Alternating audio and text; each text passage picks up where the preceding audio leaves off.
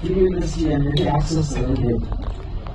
So వాళ్ళు ఒక inherent talent ఉన్నప్పుడు ఎనీ క్రాఫ్ట్ వాళ్ళు direction, acting, music director, what ever all those things ఆ యాక్సెస్ అనేది ఎలా వస్తుంది అంటే ఇండస్ట్రీకి వాళ్ళ గురించి తెలియదు.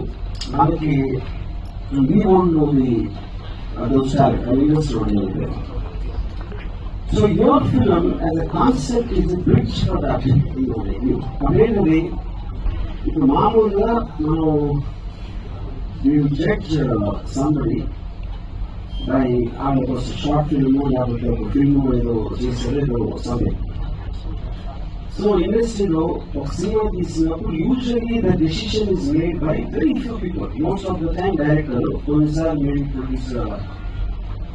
150 ఫిల్మ్ సంవత్సరానికి రిలీజ్ అవుతుంటే దాంట్లో ఆల్మోస్ట్ 70 to 80% ఫెయిల్యూర్ అయినా ఇఫ్ నాట్ మోర్. అవి ఎందుకు నచ్చలేదు? ఆడియన్స్ నచ్చలేదు. ఆడియన్స్ ఎందుకు నచ్చలేదు? డైరెక్టర్ తీసుకున్న డెసిషన్ కాస్టింగ్, స్టోరీగా, లేకపోతే మ్యూజిక్, ఇలాంటి రకరకాల ఏదైతే ఆర్ట్స్ ఉంటాయో అది నచ్చక అప్పుడు మన సినిమా తీసేది ఆడియన్స్ కోసం. Audience are coming at the end of the whole thing. By the time it is too late because cinema release అయిపోయింది. It's nothing you can do about that.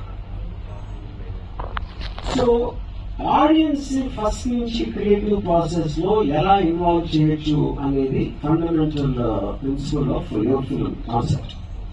అప్పుడు ఆల్ కీ డెసిషన్స్, ఇప్పుడు నేను confidence తోటి ఒక director తీసుకున్నా, లేకపోతే director లేకపోతే actor ఏదో అంటే నా ఎలిగెన్సా, నా కాన్ఫిడెన్సా, లేకపోతే నాకున్న ఒక ఒక మెంటల్ బ్లాక్ ఏదైనా. So then later release and తర్వాత నేను చెప్పినట్టు that is rejected by the audience. So every key decision, if it is taken by the audience, and as to cinema theater, they don't know the craft of the film, you know.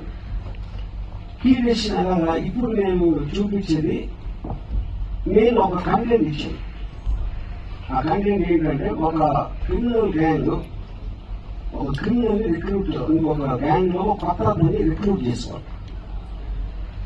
ఆ recruit చేసుకునే process లో